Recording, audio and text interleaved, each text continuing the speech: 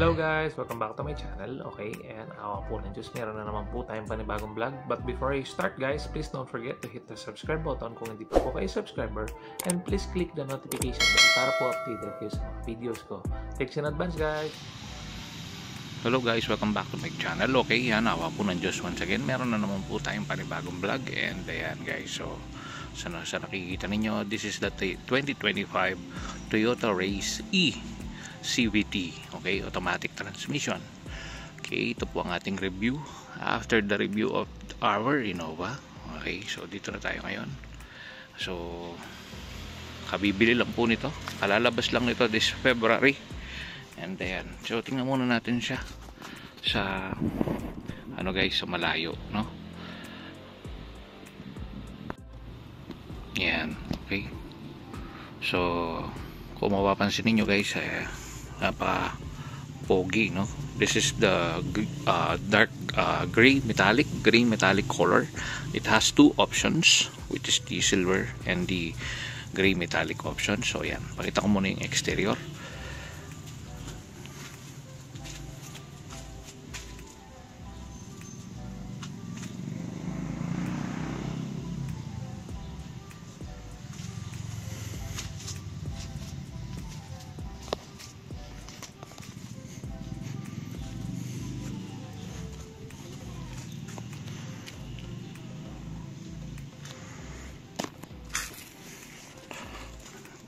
Course, sa likod nakasara kasi. Okay, okay, no? I have to go at the back part kasi nakasara ng screen itong ano natin, no? Dahil sa sinag ng araw, kaya ako ginanyan. Anyway, so ayan, so ano ba ang unang-una nating mapapansin sa ating Toyota Race is yan, yung napaka parang ano niya guys, is makisig yung ano niya, no, yung mga parang mga eyes niya, ayan, no, parang maano siya, yung gwapo, tingnan niya.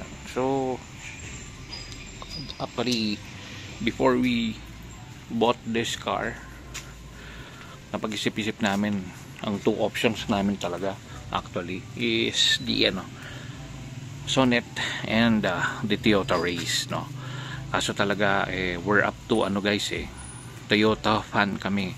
So we believe na for us, I think mas okay sa amin. Pero nung na test drive din naman namin yung Sonet, yung major difference lang naman nila guys is yung vibration, yung power, siguro konti sa power, pero parang hindi naman nalalayo, no? I don't know how did they do it. I don't know how did Toyota do this, pero I think okay naman, no? So yun, siguro may difference din kasi sa price guys, no? So kahit na upgraded yung engine na tinatawag ng Kia Sonet, I think I don't need that for me, no guys. Pero I think siguro in the future I will be trying their product. Pero for now kasi maka Toyota ako guys, so Toyota muna ngayon. Kasi guys, hindi ko naman, ang plano ko kasi dito sa sasakyan na to is city driving lang. I will not be using it for long driving. Kaya I think hindi ko kailangan ng so much power out of this vehicle, no. Kasi if you will come to think of it, it's a small car that will put you from point A to point B. That's it. Yun lang yung purpose niya. Yung madali siyang i-maniobra, madali siyang isingit-singit, unlike with our Innova, no. Ito sobra yung power nito, that even kahit saan mo dalhin na lugar ito, hindi ka susukuan nito. So ito yung pang long drive ko. And this one is for short drives, for city drive, for traffic driving. This one is the best option for me, no. It has, ayan. So anyway, yun nga, sa exterior muna tayo guys. Ayan, meron siyang daytime running light dito. Ayan, it has separate ano guys, light pala para makita nyo. This is the signal light, bright and dim. Yeah. So ayan, meron din siyang fog lights, no? Ayan. So ayan, we got the pre-tint lang, kaya visor cut lang yung ating harapan. Pero this is a Lumina tint and it serves its purpose, no? What's the difference with E, G and turbo is the guys, this one. Ito, auto fold na yata sa G at saka sa may turbo version, but then this one is manual folding. And of course, yung ating susian guys ay disusi pa, no? Okay. I mean, yung nito, yung pag-start ng sasakyan na to is disusi pa. Ayan. Okay. No, hindi pa siya push to start, no? Ayan. So, pero ang advantage nito guys is yung mamaya na muna yan guys sa loob, dito naman tayo sa labas. It has ayan, it has 205/65. Wait, where is the specification? Okay, ayan, ito guys, 205/65 R16. It is the same with Innova, yung tire size niya, no? Pero hindi ko lang alam kung ilang ply ito, pero 4 stud lang ito, while si Innova is 5 studs. Okay, so yan, Bridgestones Turanza ang nito, stock na tires, while si Innova guys is Yokohama. So ayan guys, dual BBTI engine, 3-cylinder. Yan. So lang siya guys, 3-cylinder engine with a power of 1.2 cc, 1200 cc, 88 PS yata to, or 88 HP something, mga ganun lang niya. Paki-check nyo na lang sa Google kung ano yung specification ng engine niya. Yan, it runs with the CVT, continuous variable transmission, and ayun. So yung ilaw din pala nito sa likod guys is LED na, no? Ang difference din ng guys is yung auto fold side mirror, yung push to start, at saka wala siyang guys, yung back camera. So bumili na lang ako ng dashcam. For me kasi guys, I don't need those luxuries, no? Kaya E lang yung binili ko. Kahit na kaya ko naman bilhin yung turbo, I feel like the 800,000 mark of price for Toyota Race is so much better na than having that 200,000 or 100,000 difference from GN turbo version. Tapos konti lang naman yung added features, no? Pero sa turbo actually sulit, kasi yung turbo version nito maraming guys, alam ko 6 airbags yung turbo nito, while this one is 2 airbags lang, no? And yung G2 airbags din naman. Tapos yung parang digital gauge niya doon sa dashboard magkaiba yata dito sa E, no? So yun yung mga major difference nila. Tapos yung rear back cam nga, and then pero yung advantage naman ng E guys is yun nga, meron silang red trims, no? And guys, tingnan nyo naman, stock yan. Red trims, red color doon, red sporty trims. Ayan, meron din dito, and CE lang ang meron yan, no? Kaya nga yung 800,000 guys na price difference, ay 800,000 mark na price is so much better na sa Race, no? Kasi konting lang yun guys. Ang Wigo is 729,000, something like that. Tumaas pa nga, nagka-price increase pa ang Toyota, no? So for you to get this one, 41 something to, 841,000. Tapos cash pa namin binili, kaya nakamura ng konti. So nasa more or less a bit higher than 800 namin siyang binili. Para sa specs na makukuha ko sa kanya, super okay na yun guys. So kung magtatanong kayo guys kung ano ang driving feel niya, it is an upgraded version of Wigo. Meron siyang nginig ng konti while at idle.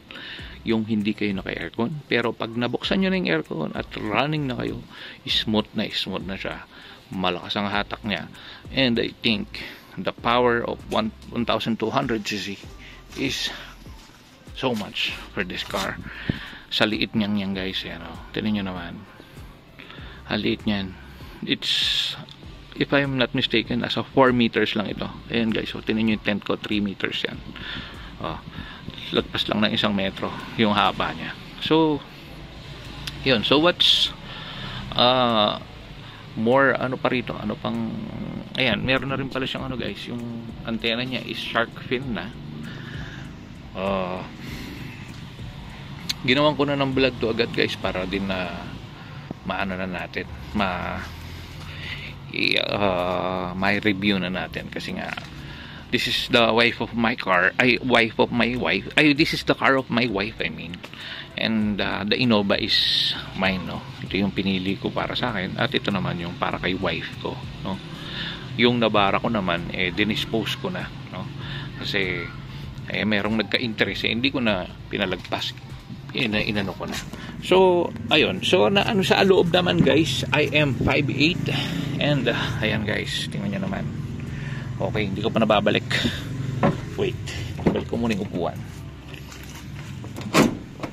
Okay, it's okay.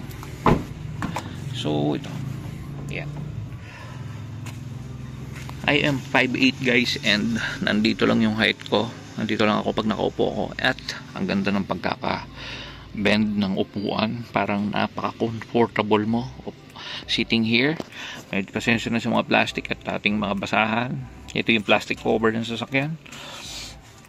Ayan, so this is what you get with plastic. Kala nyo ano yan, leather, pero plastic lang yan. Power window.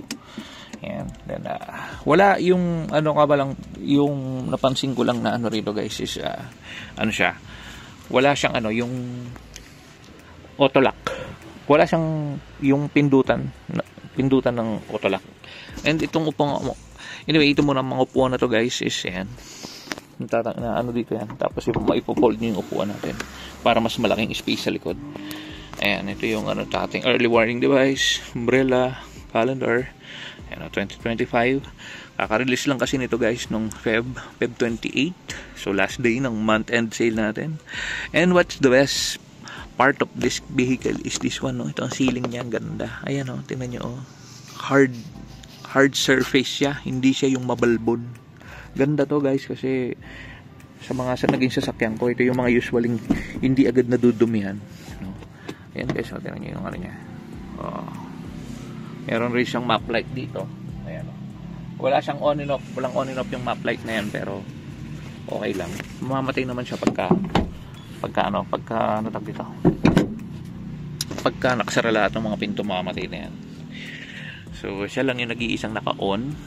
Automatic, kahit na anong pinto ang buksan mo, biglaan siya mag-on. So ayan, ganyan yung itsura niya sa harap, no? Ayan.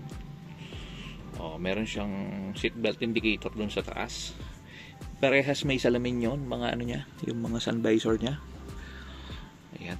So dito naman wala masyadong special, wala rin charging port dito sa likod. Ay, hindi, meron ba? Tingnan ko. Ay, wala. So ayan, wala. So kung gusto niyo palagyan ng charging port, okay din, mas maganda para makapag-charge yung mga nandito sa likod. Pero this one wala talaga, no?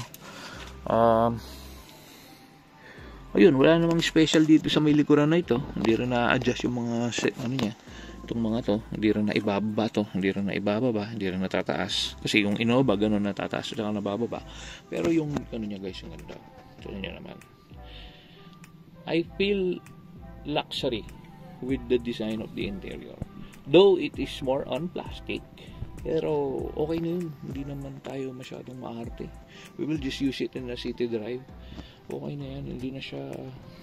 I always dream of having a mini crossover, pero this one is tag as medium SUV, or yeah, parang ganun yata ang mid SUV yan tawag nito, mini SUV. Yeah. So pero ang reality is crossover to guys.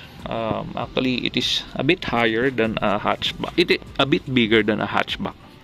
So yan yung advantage niya. Kaya nga sabi ko sa inyo guys, this is the the upgraded version of Wigo, no?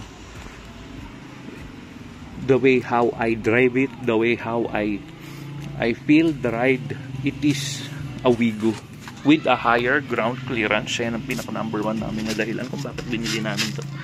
Yan guys, napakataas, no? Taas na, oh. Para sa amin guys is big plus yun, dahil hassle sa amin yung ano guys, yung may humps tapos sumasayad ang ilalim ng sasakyan. Nakaka-backtrip sa amin yun. Ayaw ko yung ganun guys. So ayan, kung mapapansin ninyo, ayan, sa kabila wala kasi tayong space dito eh. Ayan, so paparinig ko rin sa inyo guys yung ano dito, yung mga G tsaka turbo merong ano rito, parking sensor, no? Pero this one wala siya. Pero okay lang yan, hindi ko naman kailangan ng parking sensor sa harap. Dagdag ingay pa yan sa tenga, huh? So maparinig ko sa inyo guys kung anong tunog ng makina nito. Papakita ko na rin yung front dashboard. Yan guys, so ito yung ano nya, ito pala yung saan nya muna. Ito muna pala guys, tingnan muna natin pala to. So this is the ano guys, this is the controls nya. Ito yung sinasabi ko sa inyo guys, wala nung central locking nya. So dito yung central lock nyo. So sa Innova kasi and other cars, meron silang button for the central lock na dapat dito sana yun, kaso wala. So meron lang siyang window lock para sa mga bata. Then ito yung mga window controls, power window controls. Ito lang ang nag-automatic, itong ating driver side. And ito yung ating side mirror controls sa pag-adjust ng ating side mirror, no? Tapos ano pa ba? Dito sa ano, yun nga, sinasabi ko sa inyo guys, yung salamin, meron sa salamin dito. Yan, may salamin dito. May salamin din yung yung misis ko, kaya natuwang-tuwa siya. I know that I will get a lot more with Kia Sonet, pero yun nga, tulad ng sabi ko sa inyo guys, we trust Toyota kasi, kaya we did not pursue to Kia. And meron din siyang cup holders dito. Okay, ganda, diba? Meron siyang traction control. Ayan, so ito yung CVT nya. May sequential, manual mode. Tapos, ang ganda ng ano nito, yung digital cluster nya. Although, mas maganda pa yung G at saka turbo. Pero okay na sa akin to guys. Tulad nga sabi ko sa inyo. Ayan, so dito. Walang susian to ano nya guys. Walang susian to. So, talagang basic. Tapos ito guys, yan yung tunog ng busina nya para marinig nyo. It is better than Wigo, but yung tunog niya guys hindi siya ganun ka brusko, no? So if I may say, no, ganun siya. So ayan, dito rin yung control ng fog lights, this one.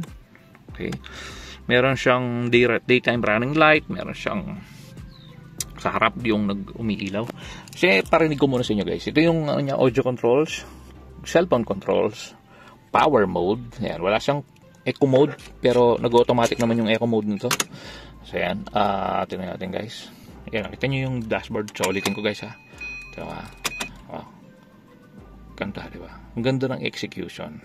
164 kilometers palang yung tinakbo niya. So i-start ko guys para marinig nyo.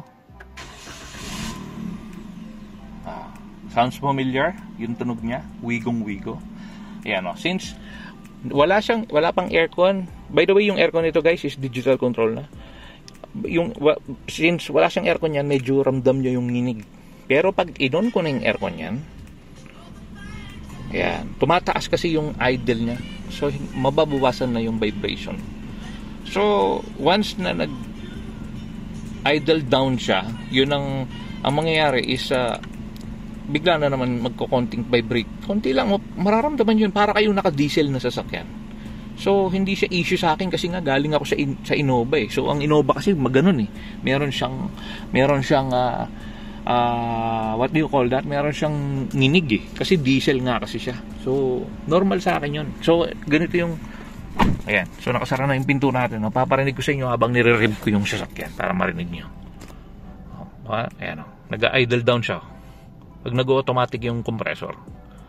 Yeah, medyo mararamdaman yung konting nginig, konti lang. Pero pagka running na kayo, siyempre, tumataas yan, nagre-rev kayo ng ganyan, wala, smooth na yan. Ngayon, paparinig ko na yung guys, yung tunog ng makina, no? Tignan nyo guys ha.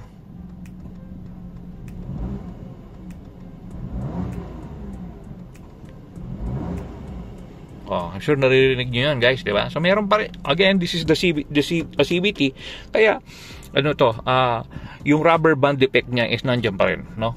We cannot take that off to CVTs. Okay na okay yan. Pero normal yun, no? Ayan. So, ayan, yung digital controls niya, number 1. Ay, yung aircon nito guys. Pala. Ako na nagsasabi sa inyo guys, napakalamig. By the way, nilagay ko muna to kasi sa pin, wala pa kasi yung seat cover eh. Naubusan daw ng seat cover yung kasa. But then, pagkalabas daw ng ORCR ibibigay din sa amin yung seat cover. Yun. So, ito yung sinasabi kong seatbelt indicator guys. Ayan, no? Tapos itong yung ilaw niya. May ilaw din dito yan. Di ba? I find it premium naman, no? Dali, patayin na natin guys kasi maangamoy yung usok sa loob ng bahay. So, ayan. Meron siyang seatbelt indicator din. Ayan. Pero wala siyang temperature gauge. Pero it's okay kasi alam ko may warning naman to guys eh. Iilaw naman yung overheat na indicator pagka nagkataon. Ganito yun guys eh. Ito. Ayan o. Ito. Ayan. Yan yung overheat indicator. Nakita nyo ba? Kita natin. Ayan. Ito. Ayan. Yung parang bangka. Ganun yung overheat indicator niya. No? So, I find it good. No? Ayan. So, dito, hard plastic lang to. Hard plastic lang lahat to. Ito kala kong ay speaker to. Ito, malinaw ba? Wait lang, hindi ko makita. Ayan. Kala ko ay speaker to pero hindi siya speaker, no? Ano lang siya, blanco lang yan. Ayan, no? Blanco lang yan. No? Sa buksan natin ang aircon. Ito yung traction control natin, no? Ewan ko kung nasabi ko na sa inyo. So, ayan. So, dito ko lang siya nagsi-central lock kung gustong ilak to. Kung gusto kong ilak yung sasakyan. Wala nang ibang way. Sana meron silang switch, diba? So, yung mga palit-lit na ganyan, guys, hindi ko na masyadong iniisip yan kasi ang importante sa akin, guys, is yung may magagamit ba ako na pangmalayuan. And also, yung major difference pa rin ito is walang adjustment yung, niya, guys, yung walang height adjustment yung upuan niya. Pero mataas na. So, kung kahit babae kayo, kunyari, kung babae kayo at medyo maliit kayong babae, makikita nyo pa rin yung harapan kasi masyado nang nakataas ng upuan. Hindi na kailangan ng height adjuster. Dito kasi yung mga G at yung turbo, merong adjuster dito yan para tumaas to. Pero mataas na kasi siya. Ayan, tingnan nyo naman guys, kumpara dun sa passenger. Masyado na siyang mataas, no? Tapos ito yung bukasan niya ng gas tank. So, buksan natin. See. Ayan. Ganda naman. Manual. So, ayan. Again, this is a metallic gray color. Ayan. Ayan. So, this is ang ganda nito. Dito yung niya, yung pang wash niya. Tapos ito, maganda naman yung wiper na installed niya, no? Parang yung branded na wiper na NWB na pinakamahal. But then this one is, hindi talaga may iwasan yung maraming rito, mga insekto. Ayan. So, tingnan natin yung makina so that you can see it. Ayan. Okay, so, dali guys ha. Anuin ko lang, taas ko lang. Okay, wait lang guys.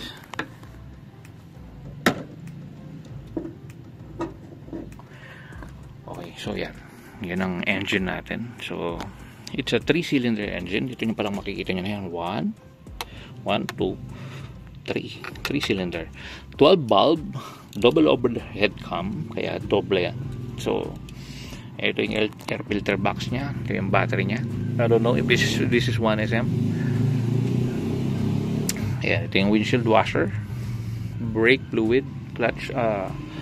Transmission. CVT transmission. ABS control. And nandito yung ano yan. Sana ba yung ano? Yung coolant. Yun ba yung ABS ba niya? Or yung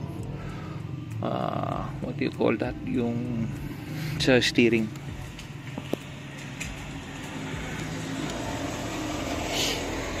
And then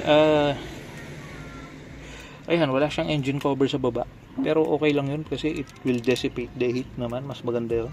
Pero yung sinasabi nila baka daw may pumasok dyan or something, I don't know, no? Pero for me, okay lang yun. Kasi kahit may pumasok dyan guys, bihira at malabo naman na manira yun ng loob ng makina. Unless ito basagin yan to. Pero napakalayo. Ano pa yun? Medyo marami pang mangyayaring mga bagay bago mangyari yun. No? Tapos, ayun. So, ayun yung shop niya. Aircon of course. Ayan, meron din siyang ano rito sa ating hood. No? Ayan. So, nakalimutan ko palang sabihin sa inyo yung ano, guys, yung dito, yung features niya dito sa harapan. So, meron tong ano guys, meron tong charging port dito. Sandali guys, tingnan ko para pakita kasi niya. Nakalimutan ko sabihin. Ayan. So, meron siyang ano rito. Ayan, nakikita niyo ba? Ito yung charging USB. Type A yata itong tawag sa ganyan. Ayan. And then ito yung cigarette lighter charging port. So pwedeng maglagay ng dashcam dito, and then dyan ilalagay, dyan niya ipa-power up. No? So ano ba itsura nito? Yung sa gitna nito. Ayan. So yan yung yan. Parang plain lang naman. And then wait, let me see kung ano. Wala dito, ito wala tong ano rito yung parang, kasi yung G yata alam ko, if I'm not mistaken, parang merong ano yan dito, meron siyang parang bulsa, pero this one walang bulsa to. So yan, so this is yung front is meron siyang silver accents, pero yung likod pure black. Yan. So yun, I think ano pa ba ang ano natin ngayon, ano ang masasabi kong cons nito? Hindi naman siya cons to be considered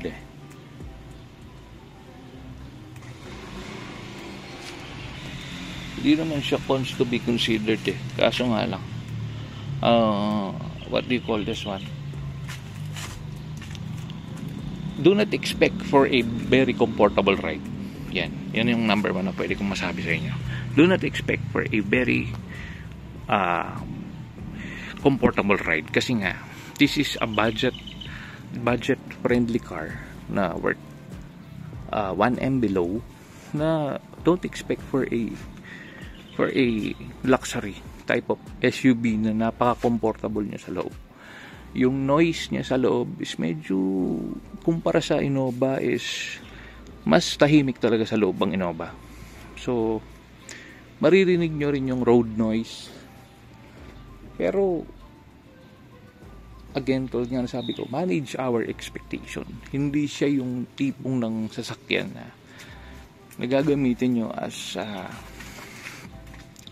what do you call that, na pang long driving pero pwede siyang pang long drive Ang hindi lang advisable sa kanya is medyo hindi lang kasing comfortable pagka si Innova yung pinang long drive nyo kumpara sa kanya. So hindi siya for me, hindi siya ganun ka-comfortable. Tapos yun nga, ang isa pang major cons dito guys is kung 5'8 kayo guys, ingat kayo dito, no? So ako 5'8 kasi ako guys, 5'8, 5'7, 5'8, 5'9, ganyan yung mga height. So ito baka tumama sa mukha nyo kasi sakto yan sa ilong ko ito sakto sa ilong ko to. So once na binuksan ko to ng ganyan, possible tumama yan sa mata ko, sa ilong ko. So ingat kayo, kailangan magka-space kayo dun sa, lalo na sa driver side. So ingat kayo, yan yung nakikita kong pangit dito sa race na to, no? Tapos ayun nga, yung taillight nito is LED na, which is I'm not a fan of LED kasi mas okay pa rin talaga sa akin ang halogen. Pero again, if it will save energy and power to the engine, it's okay. Pero again, if I have a choice, mas okay pa rin sa akin ang old school, yung halogen, no? Kasi pag halogen, madaling palitan, mura, at higit sa lahat, yun nga, tipid sa lahat, no, ng aspeto. Hindi natin kasi kailangan ng talagang super high-tech sa isang sasakyan. Like for example, tulad na lang nitong natin, ng side mirror natin. To some, they will benefit from the auto fold side mirror, pero pag yan tinamaan ng tao, delikado, sira yan, mababasag yung yung lagayan ng side mirror. So better yet na mas maganda na yung ganyan, yung manual lang. Ang isa pang disadvantage naman or cons na nakita ko rito guys is wala siyang rear cam. Kailangan ko pa siyang palagyan. So, pero maliliit na mga bagay na lang yung mga ganun. Hindi ko naman siya, no? At ngayon, sa ano naman guys, yung advantages nito guys, compare sa Innova, napakagaan ng manobela nito. Pares naman silang malamig ng aircon ng Innova. Yun nga, mabibrate lang to, pero pares din naman sila ng Innova. Ano pa ba? May mga blind spots pero minimal naman. And nakalimutan ko pa palang sabihin sa inyo guys na yung major cons pa pala na pansin ko rito guys is yun nga, sana hindi na lang ginawang ano to, plastic trim na ito. Mas okay na bakal yan guys, no? Kasi once na natamaan to, siguradong basag to. And I just don't know kung magtatagal yung mga clips niyan sa loob. Pero again, pera lang naman yan. And ayun, so I think wala naman na akong ano. Meron lang konting ano sa ano, siguro ano pa yung transmission niya. Medyo nag-a-adjust pa, pero normal naman lahat. Yung mga issue na alam ko dito parang ano lang naman, hindi siya issue na masasabi. Ano siya small things lang, pero it's not of an issue, no? Yan, so again, yan, kung may questions kayo guys, feel free to comment down your questions, and hopefully masagot natin ang ating mga katanungan, no? Tulungan tayo guys, no, sa mga new owners din ng Toyota Race yan. Tulungan tayo on how we can, since this is just 3 years, alam ko 3 years old pa lang ang Toyota Race in the Philippines, no? It started at the end quarter of 2021, so almost 2022 siya nag-start. So 2022, 2023, 2024, so kaka-start lang naman ng 2025. So 3 years and a half, I guess. Ganun ang age pa lang ng Toyota Race natin. So I think hindi pa to malabong mag-phase out to, kasi isa sa mabenta ng Toyota to guys eh. So isa pa pala naging option namin sana noon is yung Avanza. Pero nung dinrive ko, medyo may kabigatan yung manobela. So hindi ko lang alam kung normal yun, pero ayun.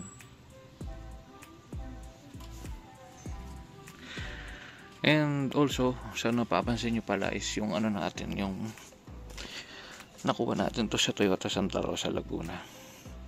So sila lang yung lumaban ng medyo maganda sa discount sa cash, kaya doon tayo pumunta. While itong Innova ko naman, nakuha ko to sa Valenzuela.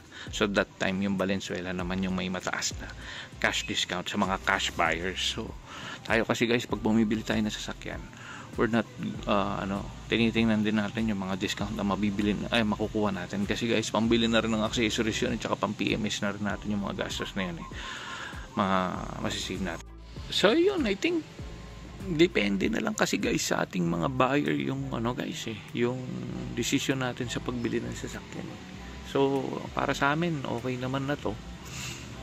Just don't expect too much, kasi nga you're just buying below 1M vehicle. And also sa mga comment na Daihatsu ito, well guys, ang Wigo ay Daihatsu din, pero ang tagal na nito sa market at napaka-reliable niya, no? So kayo na Toyota owned po yan, no?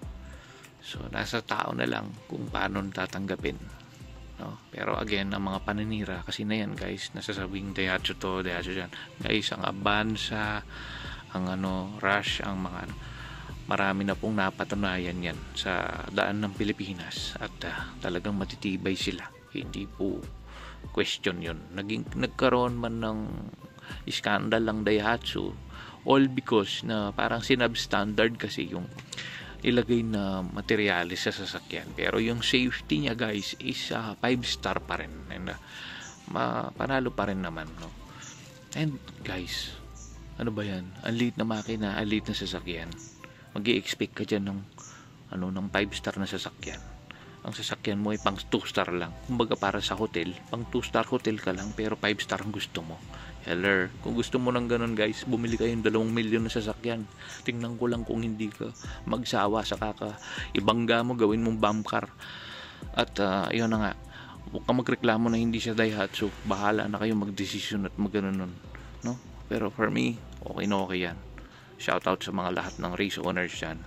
Panalo tayo guys, no? Panalo tayo sa mga unit natin. By the way guys, bago ko pala makalimutan, review ko na rin pala yung likod nito guys. Ayan. So, hindi ko pala nabuksan to. Sorry hindi ko na ayan. So, ito yan guys, no? Ganyan ang likod niya. Okay. So, ito yung EWD, Early Warning Device na free. Okay. So, lagyan muna natin yan dyan para ma-view natin tong dito. Mga gamit dito. Free umbrella, of course, of Toyota Santa Rosa. Buti nga, nagbibigay na sila ngayon. Yung dati, yung sa Valenzuela, hindi ako binigyan.